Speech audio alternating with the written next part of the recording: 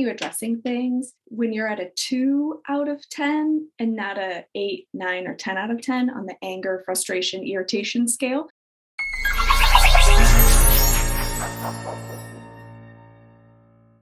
Hi, everyone. We're so glad you're here on Doc Working, the Whole Physician podcast. I'm Jill Farmer, one of the lead coaches at Doc Working. And I want you to remember that this broadcast is brought to you by Doc Working Thrive, our subscription coaching service just for physicians. Check it out today at docworking.com. Well, it's February, so we're going to talk about relationships. And I have to tell you, I know physicians that you're working really hard. And often I hear from my physician coaching clients that a challenge in their life is making their relationships outside of work and those at work as well, work the best that they can be. So today I'm really excited to be joined by therapist and relationship coach extraordinaire, Mika Ross. She has a thriving practice. She is a brilliant communicator. I've learned a lot from her through the years. I've sent physician clients to her who have really, really appreciated her wisdom and therapy and coaching. So I'm really excited that she's here to join us today. Thanks for being here, Mika. Thank you so much for having me. So let's talk today about mistakes. And I know that certainly physicians in relationships, whether they're two physician families or one physician and somebody who does something else in the relationship, don't have a corner on the market of making mistakes. But it is, I think, really enlightening to understand some of the pitfalls that as couples that we can fall into that can really create situations for ourselves that we don't want to be in. So let's talk about, what would you say is one of the most common mistakes that you see folks making in relationships that they could do something about? I think I have one that's pretty general that I would say is across the board. And I think that in working with the amount of physicians that I have, I think that they have some unique challenges. And so I think across the board, one of the mistakes that I see people making that they don't really know that they're making is that, from my perspective, relationships break very slowly over a long period of time. And I think a lot of people don't really give that enough credit. And so communications that don't go well maybe go from anger, frustration, and irritation, but don't get all the way to that resolution. People don't leave feeling better, more seen, more heard, more understood. They might start piling up some resentment the more of those conversations that they have that don't get all the way to a resolution. And so that resentment, that relationship demise builds really slowly over a very long period of time. Maybe not specifically physicians, but I feel like busyness, when we get really busy in the beginning of our relationship, before we had lots on our plates, perhaps, we had a lot of time to really hash things out and get to the bottom of stuff if you really wanted to. I want my couples getting through conversations that are tough in 10 minutes or less. And I think that, physicians, a lot of their residencies, I think, coincide with the times that they have like little kids in the home, which is already a tough time in relationships. And so there's just sort of this double whammy where relationships can unfortunately just get off track. Yeah, you said it. I mean, it's the normal pressures of just being in a relationship with another human being, coexisting and often co-parenting. And then you add just an incredibly intensely busy and just a lot of pressure in the field. And so you add some dynamics to the relationships, which I think are complicating. I have heard you talk about the tendency that we as humans have to love to point out to others, often others that we're in relationship with, things that they could do better. So, I think of it as just some good ideas or advice, but obviously our partners and spouses often hear that as criticism. And so I want you to talk a little bit about how criticism can be destructive in a relationship. And I know a lot of my physicians are very logical people. And so they'll come to me and say, well, my spouse gets so upset when I point out X, Y, Z. And I can tell they're not hearing what they're pointing out as criticism, but certainly the spouse is hearing it as that. So I want to hear some of your wisdom on that. People will say to me a lot, well, shouldn't she be able to take constructive criticism? I don't disagree with that. It's just that Dr. John Gottman, the leading researcher in relationships in our country, has identified 4 variables that he looks for to predict divorce with up to a 93% success rate, which is super alarming, right? And those 4 things that he looks for in interactions with couples are criticism, defensiveness. Those kind of go hand in hand in my brain. You perceive criticism, we get defensive. Criticism, defensiveness, stonewalling, which we won't go into right now, and contempt. Over long periods of time, resentment builds. You start to have contempt for your partner. So criticism is, like you said, focusing on what the other person isn't doing quite right or what they're not quite doing enough of. For me, every criticism can be turned into a complaint, which is self-focused and not other-focused. So criticisms are relationally damaging. Complaints can increase emotional intimacy. So an example might be like, oh gosh, I had a criticism that I had to turn into a complaint just recently with my husband. I think it was something to do with like getting the house all situated in the morning after the kids leave for school. And instead of saying like, you never put the dishes away, I said, I need every morning for the dishes to be your job. Would that be possible? So that would that be possible is like we're inviting somebody to collaborate with us instead of coming from a superior place of like, I'm the manager, I'm right, you're wrong, I'm smart, you're stupid, I'm saying you're crazy. And affective neuroscience agrees with this. What we don't want to do is we don't want to elicit that fight or flight response in our partner because that's going to get us defensiveness and it's going to get us even further away from that resolution or solution and what you're really wanting and needing. Right. And that's the thing I'll hear from a lot of folks is like, well, what I'm saying is true. I have the Totally. facts, I have the information, and I'm saying a factually based statement about whatever it is they're doing and how it needs to be better or it could be done better. But what they don't understand is, I think what you've just said so beautifully, right, is that when it is a criticism, the other person is just having its normal neurological response to that, which is defensiveness, which then creates a situation where you don't move forward in your communication. You're stuck. Am I saying that right? Yeah, you are saying that right. There is a Marianne Williamson quote where she says that like relationships are the laboratories of the spirit or the hospitals of the soul. It's where we go so that our deep wounds can be healed. And I think that that's definitely the case. But if I'm carrying around a lot of unresolved issues for myself, I might be more apt to get defensive quickly than if I didn't. So there's that perceived criticism, defensiveness, and you've got to focus on your part. So if I'm getting met with defensiveness, I know that the person that I'm talking to has perceived criticism, whether I meant it or not. And then I kind of go into investigative mode and try to figure out what did they hear? How did you hear me say that you didn't do something right or you didn't do something enough? Do you think I'm saying you're stupid? And then once we identify that and really validate that defensiveness and what that person heard, then we can sort of clear up or persuade them into, no, here's what I actually meant. I get how it sounded that way, but here's what I was really saying. I think it brings up another challenge for a lot of physicians that we've talked about in some of the other coaching conversations with other physician coaches, including Dr. Victoria Silas, who is a physician and a coach. And that is that physicians don't tend to love vulnerability, right? So in a situation where I'm talking to my partner and I want their behavior to change because I don't like what's happening, a lot of times I might say, and I do this too, I'm not a physician, but I do this all the time to my husband. It's like, I'd rather tell him what he should do differently than to really talk about what I need. And so can you talk a little about that vulnerability and why it's important for us to be willing to ask for what we need, what's hurting us, what we don't like about the situation in a constructive way? Yeah. So criticism or what I'm not doing right or what I'm not doing enough of is very hard to hear. It's very easy to say, though. Rolls off the tongue. Hard to hear, easy to say. What I want, what I need, what hurts, what I'm afraid of. Harder to say because it requires a little side dish of vulnerability, but so much easier to hear. So much easier to hear. You're going to be less likely to elicit defensiveness in the listener, which will keep you on track towards resolution and not veering off into defensiveness, the blame attack cycle. But I get how it feels counterintuitive. It feels worse. But I think that once you start getting results with this, you start to trust it more. It starts to become more of a habit. And listen, I grew up in a family, both of my parents have been married 3 times. I did not come out of childhood and into early adulthood with the skills necessary to get through tough conversations at all. I think the gift that I had in that was that I was very clear about it. So I had no question that I needed to figure all this out for myself, selfishly.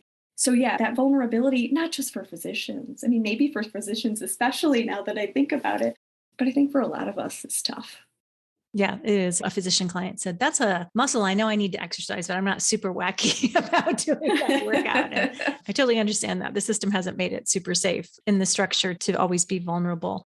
So we've talked about mistakes that get made by couples. One is kind of ignoring things until over the course of time, slowly, it can really create a chasm that can be tough to bridge. We've talked about communication, particularly criticism, and how easy it is to give out, how hard it is to take, and then how we can reframe that. What are some other mistakes that you see couples making that they're just often not aware they're making? And if they were aware, they could change it?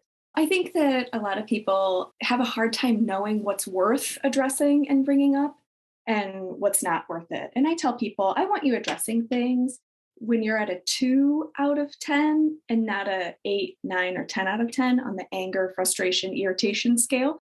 But I think that so many of us have been taught, not to take up space or not to make people uncomfortable. And we haven't been given the skills to know how to talk about our wants and needs without making somebody wrong and bad. We don't want to upset or hurt somebody. And so we hold it in, hold it in, hold it in, hold it in, and then blow. And that's a huge one that I see people making quite a bit for lots of reasons. So, what might that look like in an actual scenario as it comes up? So, somebody is irritated by something that their partner is doing. Say they're unhappy that their partner is not picking up the clothes from the bathroom floor. I'm just going to make something up. Not saying that's ever happened in my relationship or not. It has. And so, that little thing that doesn't seem like it's such a big thing, but if I don't address it or communicate about it, then suddenly when I'm in another part of the house and there's, a dishcloth on the floor in the kitchen, then I get really angry. And all of a sudden we're having a fight over, a dishcloth on the floor in the kitchen, which in the big picture of things really isn't anything that I objectively would want to have a conflict over. Is that the kind of thing you're talking about? Or is it usually bigger than that?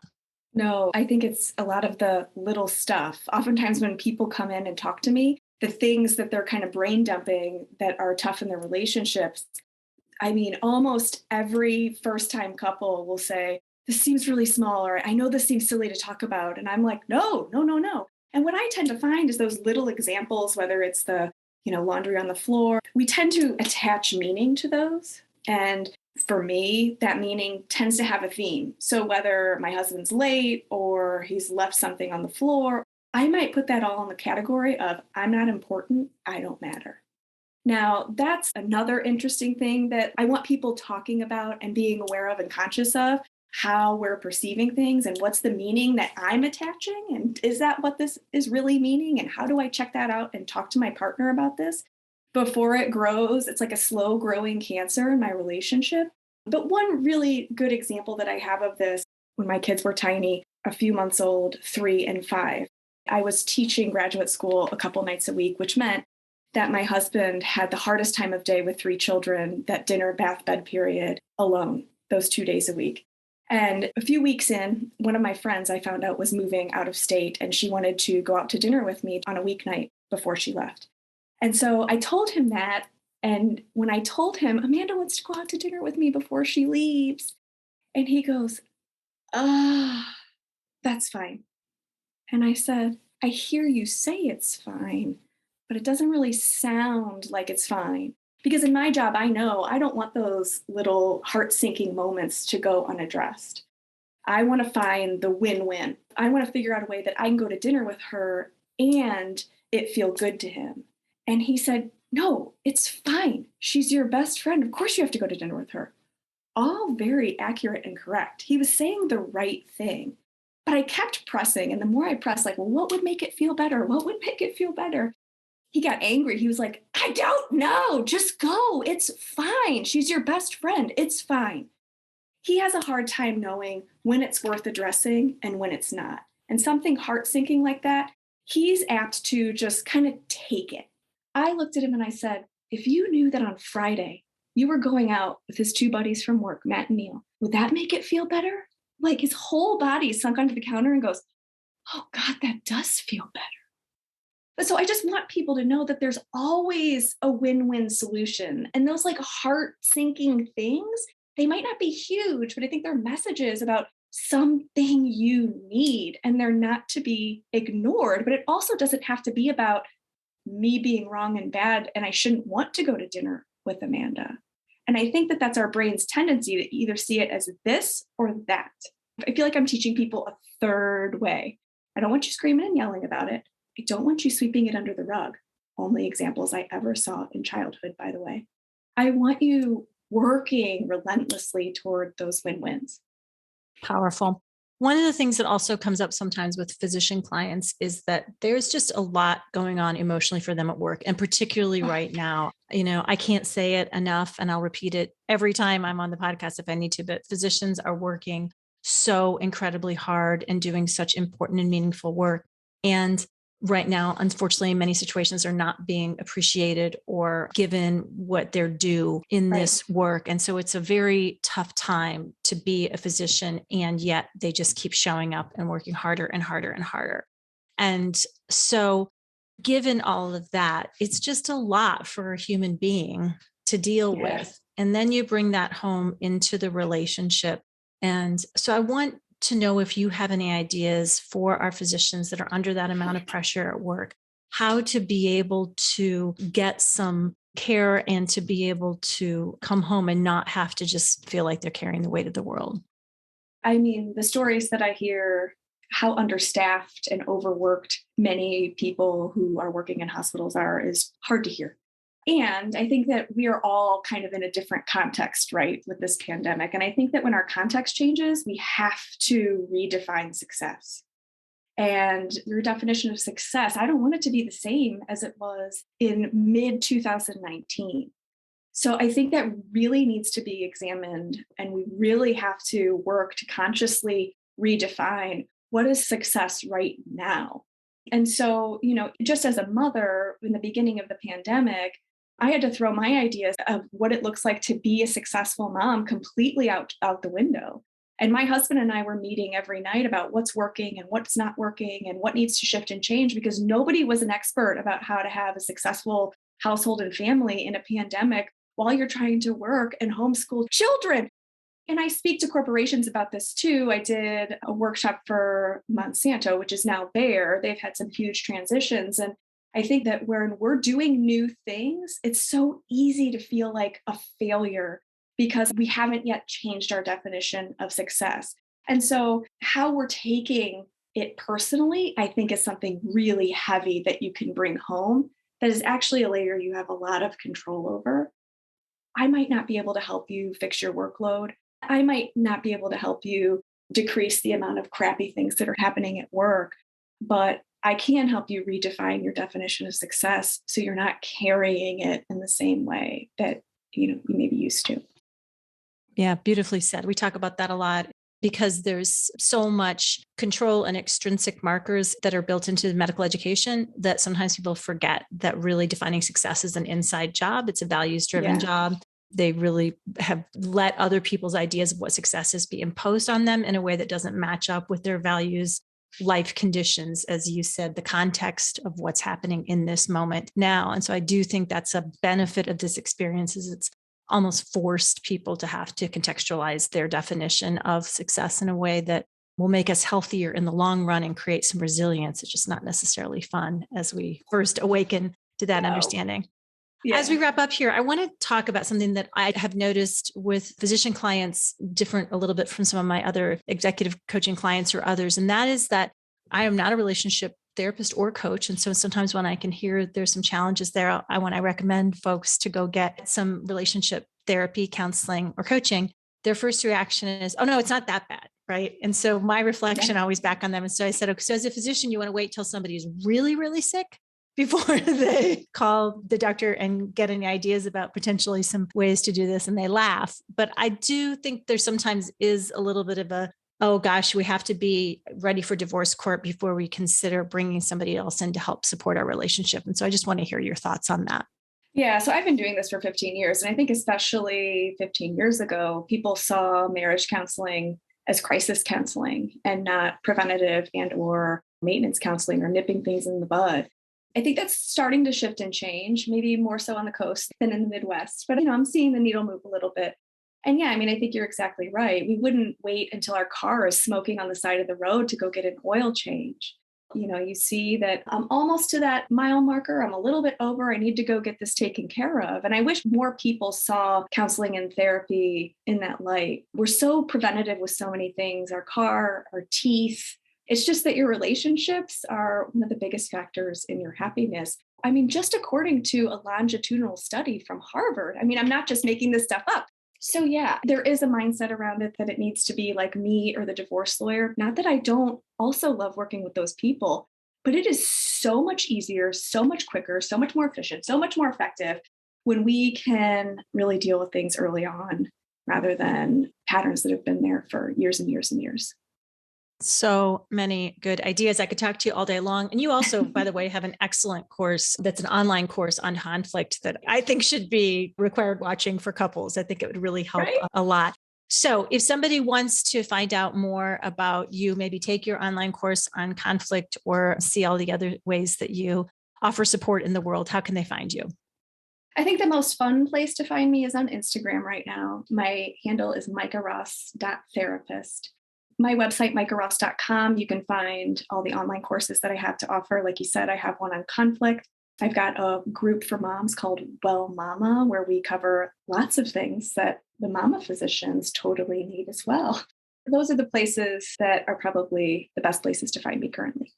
Mika Ross, thank you so much for joining us for this conversation. It was great to talk with you. Yeah, thank you. And Mika, by the way, is spelled Mikaross if you want to find her on Instagram or on her webpage. I want to thank all of you for taking the time to listen in on this conversation. I hope you were inspired, like I am, to think more about how I can state my needs and what I want, as opposed to focus on my partner with criticism, and to think a little bit differently about the way that I'm communicating and showing up in that most important relationship of my life, which is my 30-year marriage now. So I'm always happy to get advice and some really good ideas for continuing to support and sustain that. I want to thank all of you for joining us on Doc Working the Whole Physician podcast. Don't forget to go right now to docworking.com to find out all about Thrive. It has never been more important for physicians to get coaching support as well as peer support in the community, as well as learn about ways to decrease stress and to help yourself be more peacefully productive. We have all of that for you in Thrive. Go to docworking.com today to find out more about it. Until next time, I'm Jill Farmer.